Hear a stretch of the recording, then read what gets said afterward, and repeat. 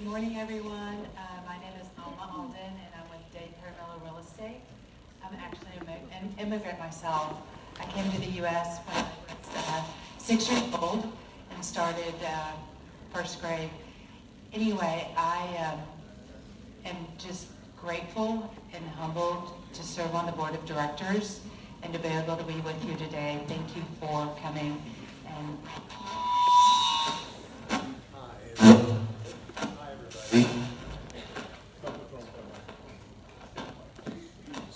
I think they're in here.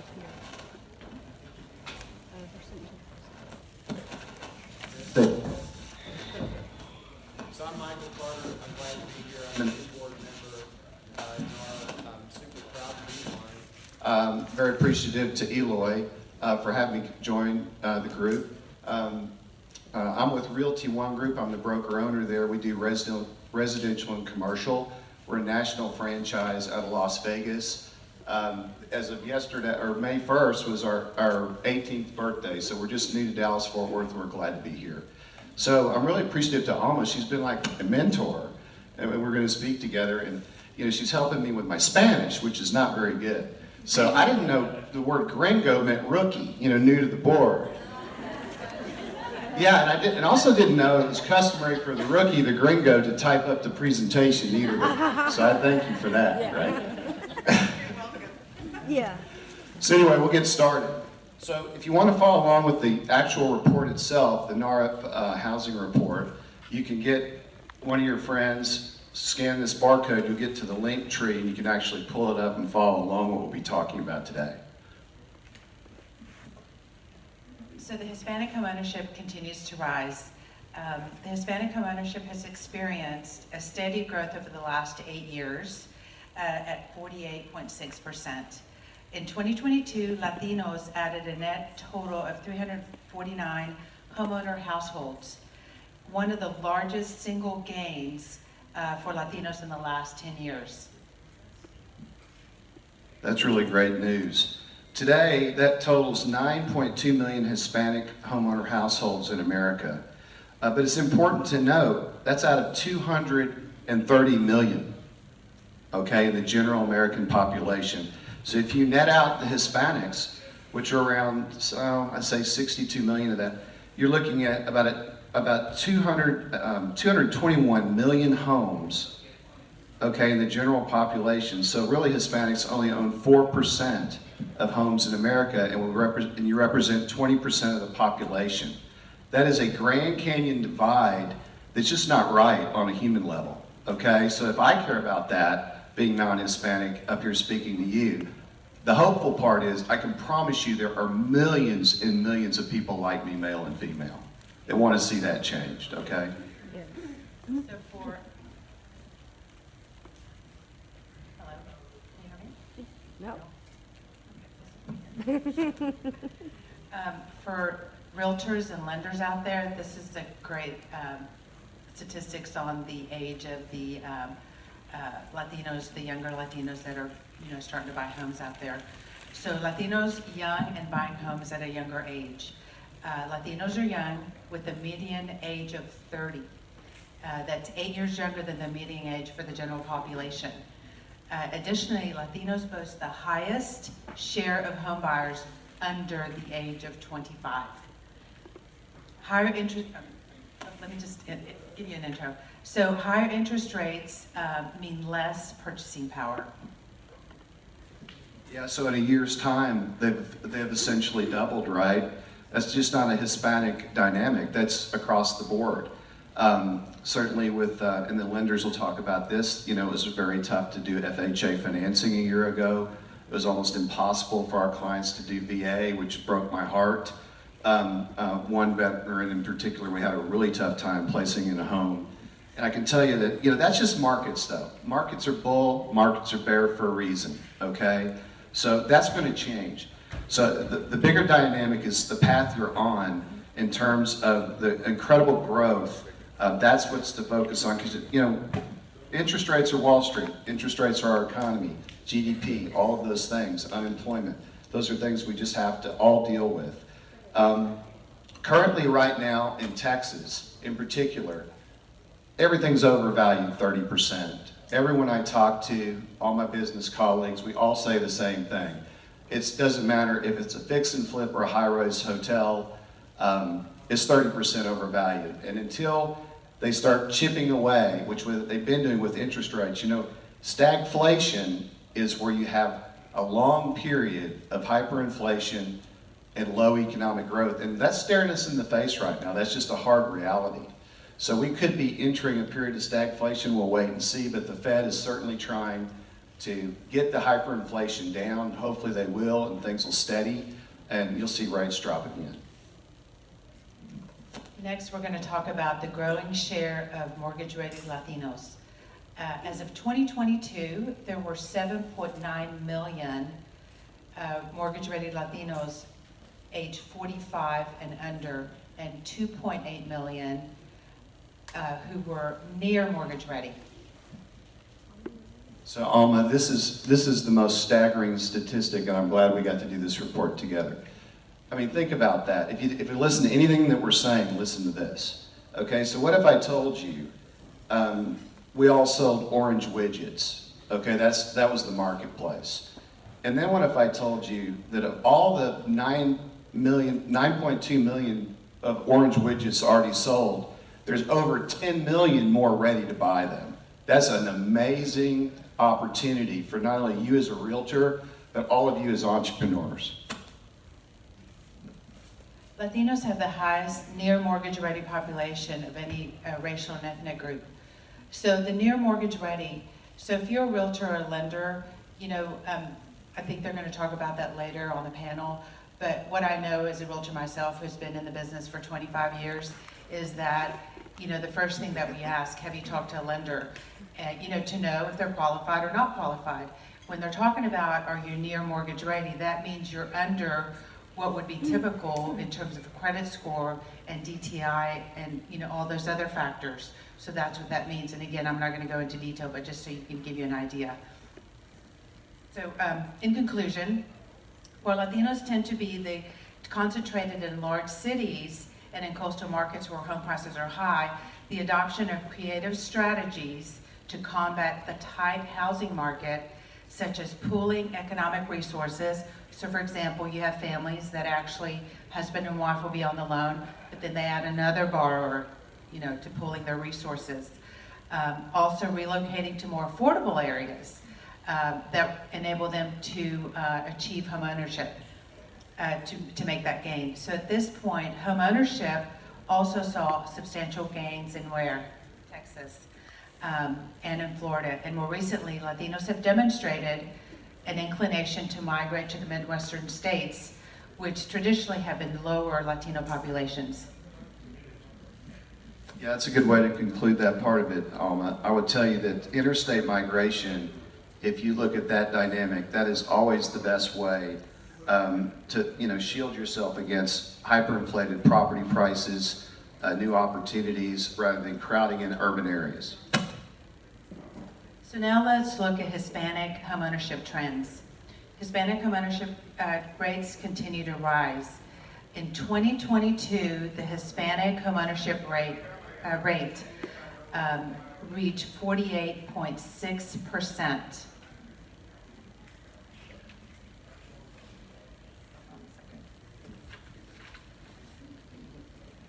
We're not always on the same page. That's okay. So, you know, that's interesting to point out. We actually looked at statistics and used the NAHREP report against broader statistics because I found it, we both found it fascinating. And what's interesting about that, America's general population, homeowners in America, of all the population in America, you're looking at, I think there's 330 million people here. It's almost an 80-20 homeownership to rental dynamic. But that's not true for Hispanics. So if you look at that, if you're in the general population like myself, I have an 81% chance of getting a home in America, and Hispanics only have 15%. And that's, again, something that's absolutely, that is a Grand Canyon disparity that just on a human level, it's just not right. We all have to do something about that, and that's what's great about your organization. So this all equates to Hispanics only owning 4% of American households. Today, there are 9.2 million Hispanic owner households. Now, let's look at non-white households that are driving ownership growth. So 70% of American home ownership growth, which is expected to come from the Latino household. So that's exciting to me. I want to be a part of that, and I want to be a part of that change to be able to increase the Hispanic home ownership in our community, in our city, in our state, in our nation. So now we want to look at increase in housing demand. Latinos have increased their home purchase rate by 10% annually. In 2021, the most recent data available showed that Latinos purchased more than 735,000 homes with mortgage, an increase of 42.5% from 2018. Latinos are buying homes younger. That's true, and that's also true of the general population. Millennials, and we'll talk about that in just a minute, are a huge dynamic for all of us, and we'll get into exactly why. But I will tell you, Latinos purchased homes that were under the age of 45. They were 63% compared to the general population, and 61.5% of non-Hispanic white buyers.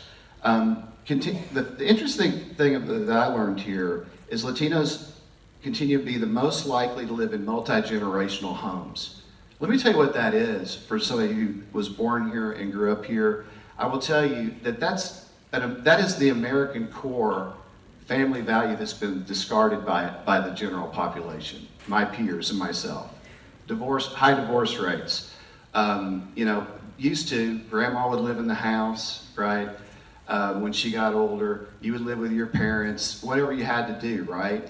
That's what's so refreshing about the Hispanic community, that you're actually doing that. You're bringing back American values that have been discarded, which is wonderful. So Latinos are more readily rely on FHA financing. In 2021, Latinos were twice as likely to finance their home through FHA or other loan products. This may be due to partly to its accessibility, as Latinos were 66% more likely to be denied for conventional financing than their Latino counterparts that year. Latinos are financing investment properties at an increasing rate. Over the last 4 years, 88% of the net worth in investment properties purchased with a mortgage came from non-white groups. Focusing on Hispanic equity raising will multiply this rapidly. Now let's look at Hispanic home ownership and an economic indicator by state. So when we look at Texas, we see that Hispanic home ownership rate is at 58.7%. Hispanic population rate is at 40.2%, and the Hispanic unemployment is at 6.9%. And then when you look at the household median income of the Hispanic household, it's at $54,857. Increased college education and entrepreneurship will increase this Hispanic income gap in Texas as we see it. Next, we're going to talk about the demographic factors impacting Hispanic home ownership. That's right. As we spoke before, Hispanics are bringing back the family dynamic in America, which and this is what's even a greater step and another leap for our future. Millennials, I've studied them extensively. My entire Realty One Group organization is set up around the dynamic of the millennial, because I'm Gen X. I was born in 1968. I hate to say that, but I was born in 1968. But I will tell you that dynamic, the millennials outpace my Gen X demographic by the entire population of Australia. That's how many more millennials there are than me. So it doesn't matter how many times I vote. If they want to win an election, they're going to win an election. Okay, so you have to understand the millennial moving forward to be successful in your business. I've got a good 10 years, a fight left to me easy. But if I don't work with millennials, hire millennials, sell to millennials, I'm not going to be successful. So what's really fascinating is there's an almost identical amount of millennials at 24% that are Hispanic here now. And the general population is 21%, so they almost mirror one another.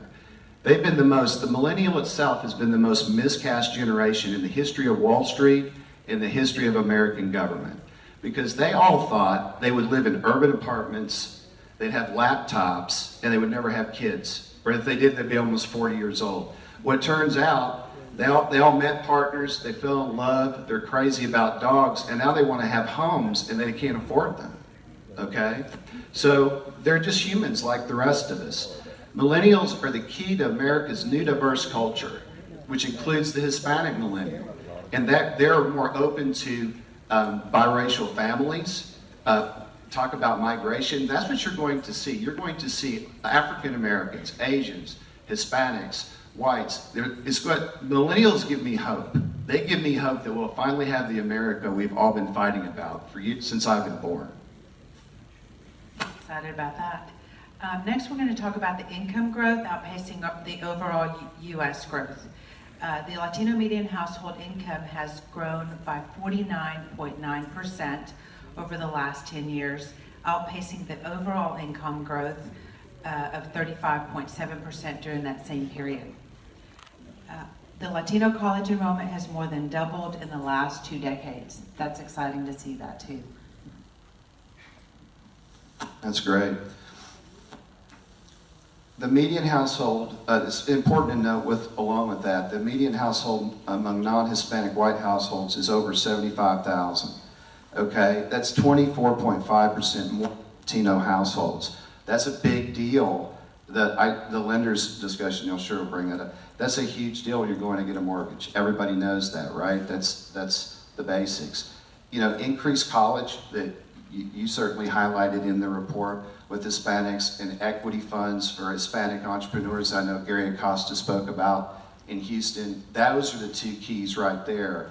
You want to get college educated in this country, it still works. And you certainly want, even if you work with your hands, you want to be able to turn that into an entrepreneurial business and having access to data. I know that young Hispanics, and I'm going to do what I can to help there, need more access and understanding of business data. And certainly private equity that Gary's getting involved in is a huge, springboard for all those types of businesses that you can start, whether you're labor or academic related. The next we're going to talk about is the barriers and opportunities to home ownership. While Latino home ownership growth has continued over the past decade, the key barriers threaten future growth. For example, housing affordability. I've had conversations not only with my clients, but with, friends in general. Being in the business 25 years, I can remember when, in what we consider the hot neighborhoods, you could buy a home, for $200, $250. Now it's up to $800, and even though I've been in it a long time, I still have to kind of scratch my head and go, really? $800,000 now for this home? So it's quite incredible. So on housing affordability, it has reached its lowest point in the history since the Great Recession. Housing supply shortages, housing underproduction, rising interest rates, and high inflation are pushing homeownership opportunities out of reach for many. And that's really sad to hear. That's where we need to come together to really help the ones that haven't reached that goal of homeownership, to help them get there. So this is particularly true of first-time homebuyers unable to take advantage of the equity over the past several years. Addressing these barriers will increase new opportunities of homeownership growth by helping the U.S. economy flourish.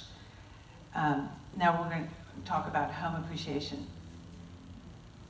That's very well put, Alma. I will tell you that I've certainly seen things price appreciate because I work in the commercial sector too. Don't let that trouble you. That's just a bump in the road. We talk a lot about at our company about overcoming obstacles. Most people you have to flip the switch, right? So you have an obstacle, whether it's a boulder or river, whatever the case may be. Most people spend 90% of their time worried, upset they have an obstacle, and 10% of their time trying to run over it, bulldoze it, or swim around it. We try to flip the switch to 10-90. I'm gonna take a day to feel sorry for myself, I have a major obstacle, but then I'm gonna spend 90% of my time overcoming that obstacle. That's all interest rates are, that's all inflation is. They're cyclical, you can go back through the dawn of time in the US markets, things go up, things go down, it's baseline.